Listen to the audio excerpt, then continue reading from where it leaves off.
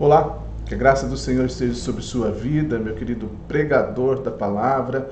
Hoje eu quero falar sobre erros que você não pode cometer no seu preparo e na sua pregação da palavra. São coisas simples, mas que pode ser aí um empecilho, um obstáculo, ou até mesmo, como nós falamos, um ruído na sua pregação. E a gente, como pregador da palavra, precisamos exatamente evitar esses ruídos, como foi o ruído dessa moto aqui que acabou de passar. Mas eu tenho certeza que o restante não deve atrapalhar. Mas então, o que eu devo fazer? Aliás, o que eu não devo fazer para que eu tenha ali uma pregação e uma comunicação limpa, seja assim mais tranquila o entendimento da palavra de Deus naquilo que eu vou pregar às pessoas e eu vou expor as Escrituras. Então, em primeiro lugar, você não pode, em hipótese alguma, ocupar-se tanto nas suas tarefas, no seu dia a dia, e esquecer de orar pelo sermão que você vai pregar. É muito importante que você sempre mantenha ali uma vida de oração. Nunca esqueço da frase de Marcos Lucado, que ele diz o seguinte, que o poder de Deus flui em primeiro lugar na vida daqueles que oram. E é exatamente essa consciência que nós devemos ter. Se somos pregadores da palavra, se vamos ensinar aquilo que Deus falou ao povo dele, então nós devemos manter a nossa comunicação com Deus constante. Não adianta eu ter todo o conhecimento se eu não tiver uma vida de oração. E o que nós percebemos muitas vezes nos pregadores é exatamente a falta de oração no preparo do sermão. Simplesmente encontram um texto, acham um texto interessante, pensam no que podem falar para a sua plateia e o objetivo é simplesmente dizer, e não em primeiro lugar ele falar com o Senhor.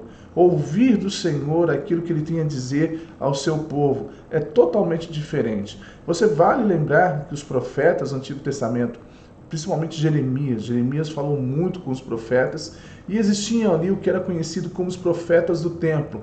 Quem eram esses profetas do templo? Eram aquelas pessoas os profetas que eram sustentados pelo rei, tinham a sua vida, moravam dentro do palácio e ali falavam qualquer coisa e nada que vinha da parte de Deus. E já Jeremias era totalmente diferente, ele sempre falava da parte do Senhor e buscava a orientação de Deus para trazer ali a palavra de Deus ao povo de Israel. Da mesma forma, nós não devemos ser profetas do templo, como era de antigamente, simplesmente para impressionar as pessoas, mas devemos orar, pedindo direção de Deus para aquilo o que ele vai dizer. Então esse é o primeiro erro que você deve evitar. Não se ocupe demais com outras tarefas, que tire o tempo de você de oração para buscar a orientação de Deus para o seu sermão. O segundo erro que você deve evitar é não ler exaustivamente o texto. O que eu quero dizer com isso? Existem pessoas que quando vão pregar o texto, simplesmente dão uma lida superficial nele. Leem uma, duas vezes e acham que aquilo é o suficiente. E na verdade não é o suficiente. Se você quer pegar um sermão expositivo, eu vou contar aqui até uma história que Augusto Nicodemos conta quando ele esteve fazendo pregação expositiva com John Stott, e ele contando a experiência dele, desse curso que ele fez lá. Ele disse o seguinte, perguntou para John Stott, quantas vezes tem que se ler o texto? John Stott falou, 20 vezes. E ele disse, mais de 20 vezes? Sim, mais de 20 vezes. No mínimo 20 vezes você tem que ler aquele texto para poder conseguir entender bem o que está sendo dito. E aí os pastores brasileiros estavam lá e disseram, olha, mas essa é a realidade aqui na Inglaterra. As igrejas da Inglaterra têm apenas um culto domingo de manhã. E nós no Brasil temos culto domingo de manhã, domingo à noite, sábado à noite, temos culto na terça e na quinta-feira, tem reuniões, estudos de oração, tem ali aniversários, casamentos. E John Stott então falou o seguinte, então se prepare para o culto principal, no caso eles falaram que seria o domingo, prepare esse sermão e os outros sermões você peça perdão a Deus de não ter preparado ele dignamente. O que ele quis dizer com isso? Leia o texto várias vezes, não apenas uma, duas, 3 vezes e ache que você entendeu. Não, leia várias vezes até que você consiga ali entender de fato o que aquele texto está querendo dizer. Não leia simplesmente uma única vez ou 3 vezes, mas como diz John Stott, leia pelo menos 20 vezes o texto. Você vai ver a diferença que isso faz. Outro erro que você deve evitar, o terceiro erro, é não consultar comentários ou outras versões da Bíblia. A gente sabe muito sobre o texto, eu li bastante, li 20 vezes, já preguei sobre esse texto, já olhei, já conheci outros que pregam sobre esse texto, e então eu vou aqui não tirar essa necessidade de comentários ou outras versões da Bíblia. Não, meu querido pregador. Tenha sempre comentário, versões da Bíblia à sua disposição.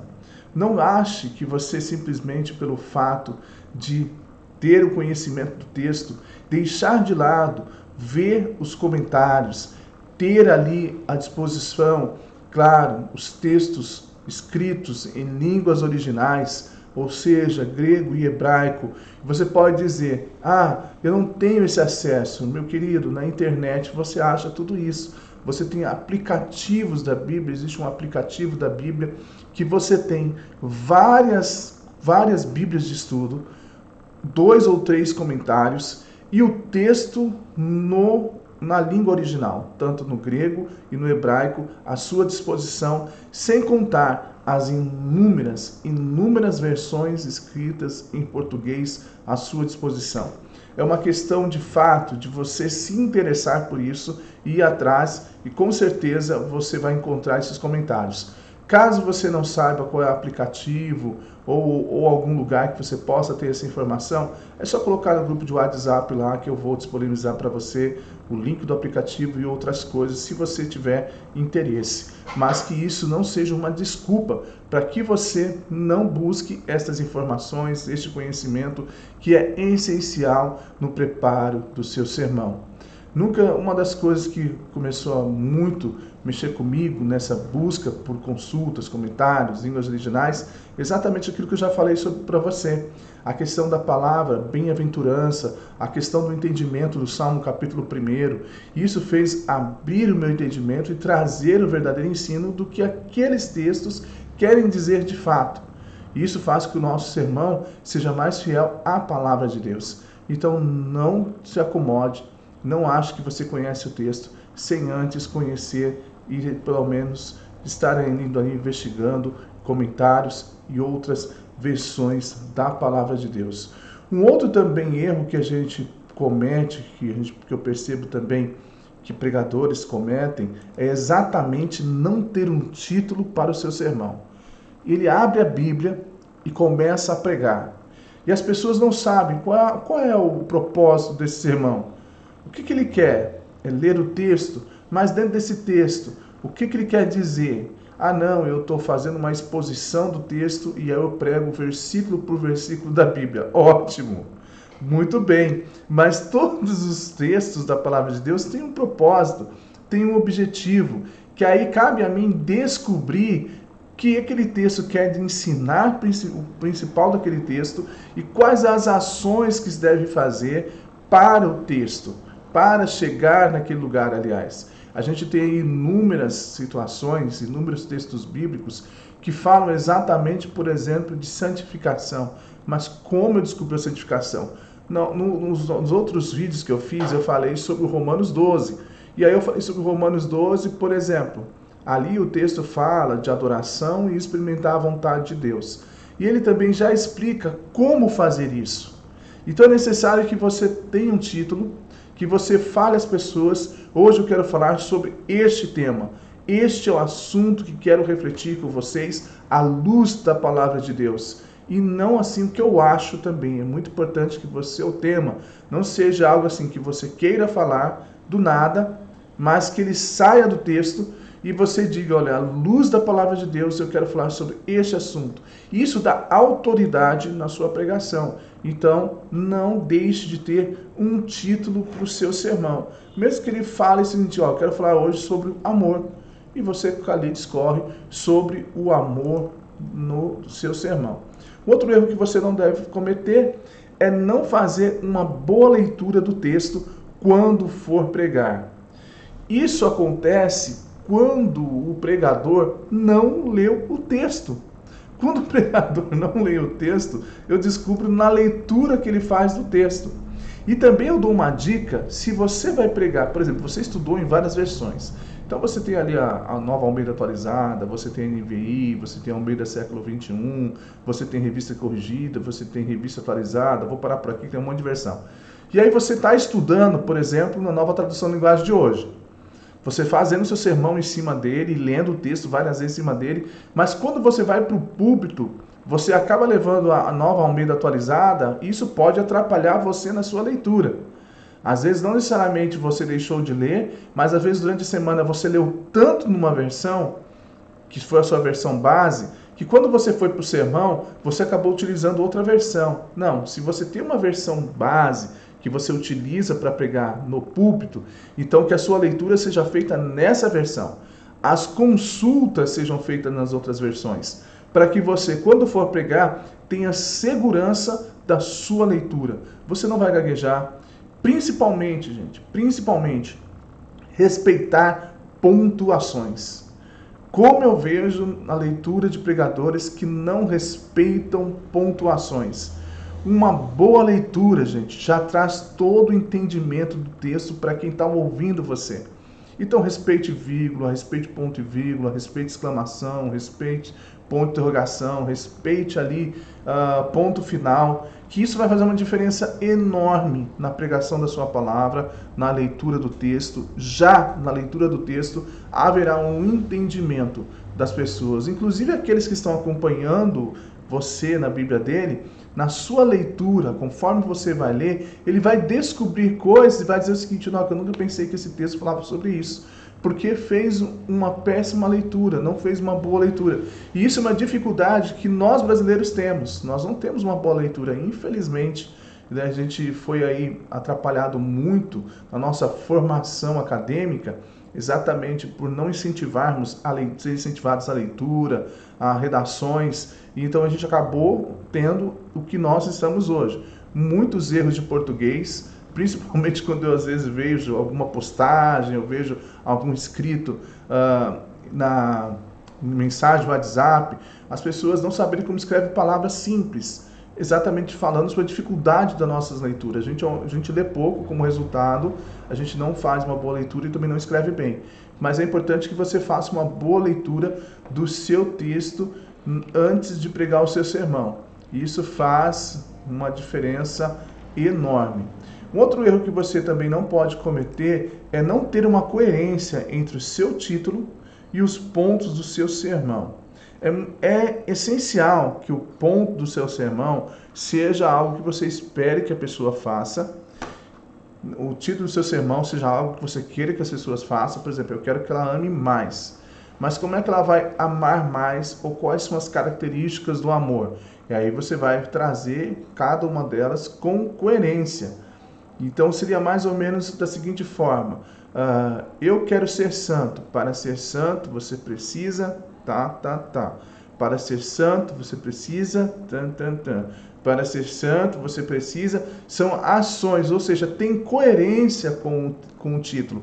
Muitas vezes eu vejo sermão que foge, os títulos fogem totalmente, os pontos fogem totalmente do título do sermão. E a pessoa acaba pregando 1, 2, 3 mensagens no mesmo sermão. Assuntos totalmente diversos, fica confuso. As pessoas saem do templo dizendo o seguinte: o que foi que eu aprendi hoje com essa pregação? Sai confusa. Muita gente, eu já ouvi um sermão um tempo atrás, muito confuso. O pregador disse que ia falar de uma coisa, e aí no meio ele mudou totalmente o seu sermão, já falou outra coisa, e eu, quando acabou, eu pensei, nossa, o cara pegou 4 sermões num só. Eu teria feito uma série, entendeu? Assim, de sermões. Mas as pessoas não têm esse pensamento, essa coerência entre título e ponto. É muito importante que haja coerência no seu sermão e não cometa esse erro, pelo amor de Deus. O último erro que eu quero falar, que é o 7º erro que você deve evitar como pregador expositivo, é dizer a frase no final: não me mate de vergonha, por favor. Dizer a frase: Que o Espírito Santo aplique a palavra em seus corações. Para mim, é um erro que você não pode cometer. Por que eu falo isso? Porque você é o pregador da palavra. Deus colocou você ali para levar a palavra, para aplicar ao coração das pessoas. O Espírito Santo já está trabalhando no seu coração quando você fez o sermão. Quando você termina o sermão, a palavra já foi aplicada no coração das pessoas. Se ela não foi aplicada no coração das pessoas, elas não vão saber o que fazer. O que eu faço quando isso acontecer? Agora, se ela foi aplicada, se você aplicou isso no seu sermão, cada texto, ela vai sair dali sabendo, bom, eu sei o que eu devo fazer sobre esse assunto. Por isso que quando a pessoa diz, no final, que o Espírito Santo aplica essa palavra no seu coração, é um erro enorme. Eu considero um grande erro. Então, meu conselho para você nesse vídeo é que você evite os 7 erros que um pregador expositivo pode cometer.